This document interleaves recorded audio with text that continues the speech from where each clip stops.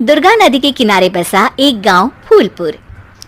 गांव में कुछ 100-150 लोग रहते थे। अंजलि, जो कि पास ही के जिले में रहती थी और 12वीं पास कर चुकी थी, उसके पिताजी ने बेटी को जल्दी विदा करने के लिए उसकी शादी फूलपुर गांव के मुकेश से करवा दी थी। मुकेश कभी स्कूल नहीं गया था और इस कारण वो पढ़ा लिखा नहीं था और बाकी गांव वालों की हालत भी मुकेश जैसी ही थी। मुकेश के घर में उसके माता पिता भी रहते थे। सासू माँ, मैं बाहर मंदिर तक जा रही हूँ, आधे घंटे में आ जाऊंगी। अरे अभी कहीं जाने की जरूरत नहीं है, चुपचाप जाके रसोई में रात के खाने की तैयारी करो। और ये घूंघट क्यों हटा लिया है तुमने?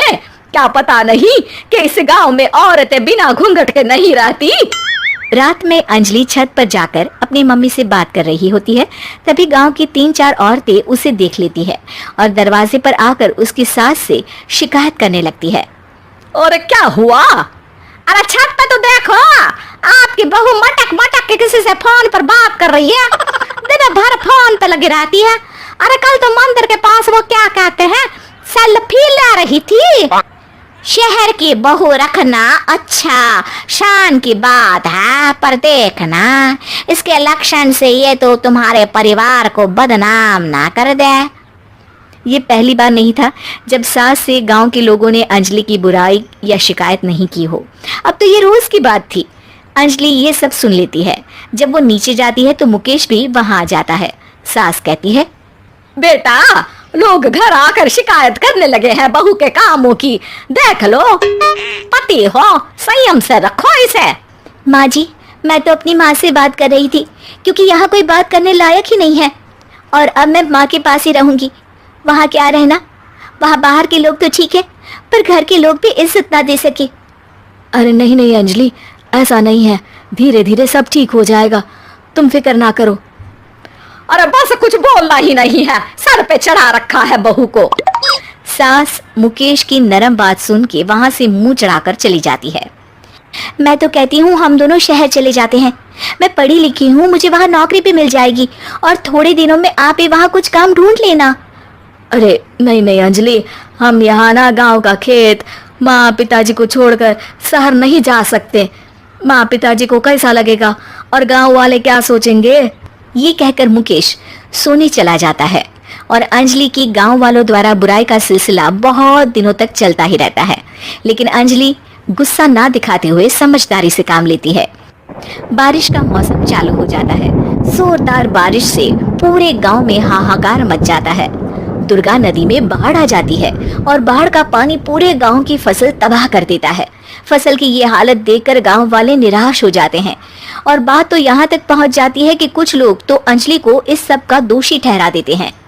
अरे पूरी फसल तबाह हो गई, पता नहीं किसकी नजर लग गई है। अरे जब से चौधरी परिवार में ये शहर की बहू आई है ना, तब से ही गांव की शांति चली गई है। इसके कर्मकांड से माँ दुर्गा नदी भी खुश नहीं है। ये सब सुनकर बेचारी अंजलि रोते हुए अपने घर चली जाती है। कुछ दिन बाद सभी गांव वाले अपनी फसल का मुआवजा लेकर अपने अपने घर आते हैं। मुकेश भी 1500 लेकर आता है। अंजलि को जब पासबुक दिखाता है तो अंजलि हैरान हो जाती है। अरे, ये पासबुक में तो उन्होंने 4000 की एंट्री करी है और आपको सिर्फ 1500 दिए। सच में? अरे वो सरकारी अफसर आपको बेवकूफ बना रहे हैं। सरकार की तरफ से हमें 4000 मिले हैं, लेकिन बाकी का सारा पैसा खुद ही खा रहे हैं। आप लोग के अनपढ़ होने का फायदा उठा रहे हैं। ये सब सुनकर मुकेश परेशान हो जाता है, लेकिन अंजलि उसे हिम्मत से काम लेने को कहती है और सुबह होते ही मुकेश को पंचायत कार्यालय ले जाती है और साथ में गांव के और लोगों को भी। आप सरकारी बाबू क्या गांव के लोगों को बेवकूफ समझते हैं? आपको क्या लगता है ये पढ़े लिखे नहीं है तो आप कुछ भी मनमानी करेंगे? ये बेचारे दिन रात इतनी मेहनत करते हैं, ये हमारे अन्नदाता है और आप इनके साथ ऐसा धोखा करते हैं। अरे क्या बके जा रही है ये लड़की, किस धोखे की बात कर रही है? अपने कांड करके नदी माँ को नाराज करके हमारा नुकसान करके इसे चैन नहीं मिला क्या? सरपंच जी, इन सरकारी बाबू ने मुझे बेवकूफ बनाया है और मेरे हिस्से के पैसे खुद चट कर गए। बस ये सुनते ही सरपंच वहां से दुम दबाकर भाग जाता है। पता चलता है कि जनपद अधिकारियों ने गांव के सरपंच के साथ मिलकर सबके साथ धोखा किया है।